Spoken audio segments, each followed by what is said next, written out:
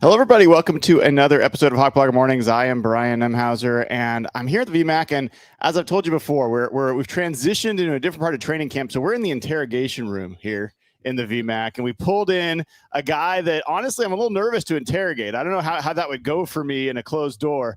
Anthony Bradford, big doggy right guard for the Seattle Seahawks. Man, how you doing? I'm doing good. How you doing? I'm doing well, man.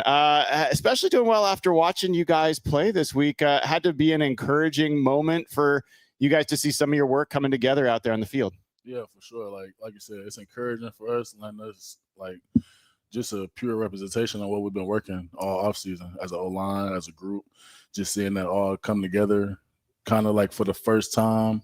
It's pretty cool for us just seeing how much work we put in and actually starting to pay off. Well, I got to tell you, man, not everybody cares about grades and all these outside evaluators, but you had the top grade of, I think, any offensive lineman in the NFL so far in that second preseason, man. You were off the charts in this game. You and I talked first time. You're said that you're locked in. You're trying to get to a point where you're playing at a level that you believe you're capable of. How do you feel like you are relative to your expectations? I feel like I still got a lot more to do, but I feel like we're going in the right direction for sure. I can feel it. I'm pretty sure, everybody else in the building can feel it and see it. So like I said, we still got a little bit of ways to go, but I'm feeling good about the direction we're going. Well, as we were walking on the field, you were talking about self-critique. You're like, hey, man, I jumped off a couple times. Penalties had been a thing, and you talked about that last time as well.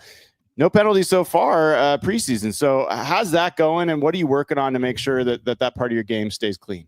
Really just keeping a clear mind, to be honest. Like I said, I had a few mess-ups today. Like I said, I'm just critiquing myself, just trying to make sure, if so, getting them out the way during the week so when it's time to really throw it on, I don't have to worry about that, and I could just play free. You know what I'm saying? You were flanked by two guys that also did pretty darn well in that game, both Abe Lucas and Gray Zabel.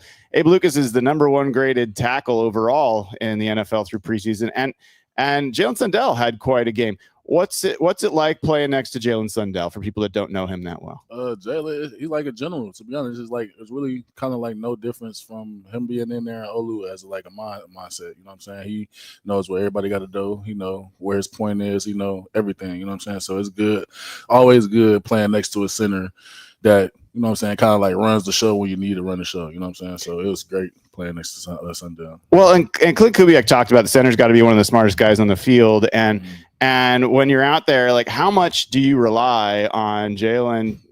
What is he telling you? Obviously, you can't tell me specifics, but what are you relying on him for?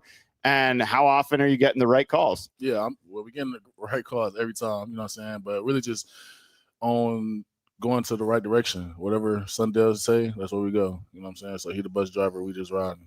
Yeah, and I think I heard Sam Darnold talk about the fact that he's heard that when the line call's made, it's just kind of silent. Everybody knows what to do. Yeah. And he's also talking about how you guys are talking a lot with the tight ends and the running backs about, okay, if we get this look, then, this is going to be a whole.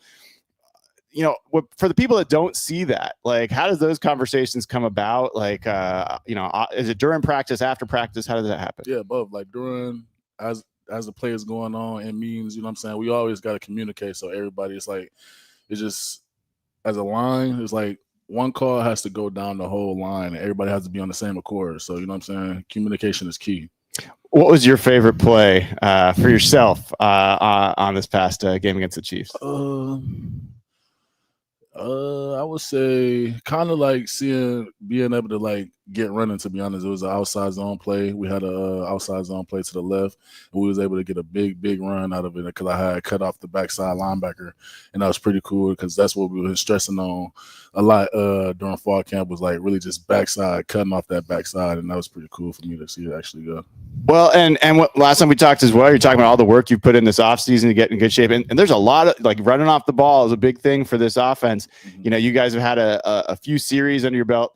Can you imagine fourth quarter still doing that, being in shape to do that, and what that affects me on you guys, but also the effect it's going to have on the guys you're playing against? I feel like it's going to be good for us because, like I said, we've been running off the ball since the off season. You know what I'm saying? So I feel like for us it's going to be an advantage because we're going to have dudes running sideline to sideline all game for 4 quarters, and we're going to, you know what I'm saying, still have some left in the tank, and them boys going to be tapped out, and it's going to be an advantage us.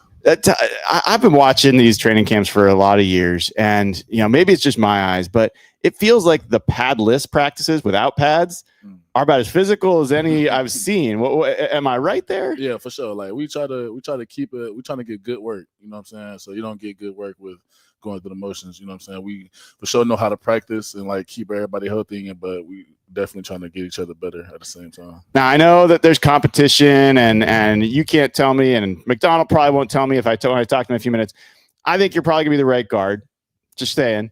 How do you stay hungry? Like that's step one. How do you stay hungry and motivated to get to the level that you want, not just for now, but for the first game and for 17 games and hopefully more than that after? Really just limiting the margin of error for like just making sure I got everything that I need to have squared up, and just, you know what I'm saying, let God have it.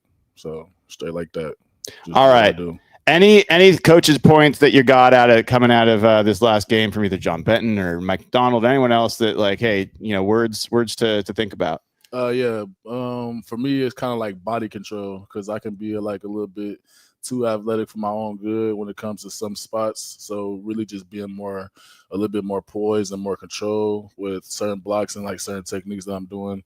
And kind of like for me, I say like backside of Y zone, like just giving more help to my tackle, like, you know what I'm saying, back, like little technique stuff, so small stuff. All right, so last question for you. You guys are going to be heading to Green Bay for joint practices. Now, do you look forward to a joint practice, or are you like, what's your feeling about that?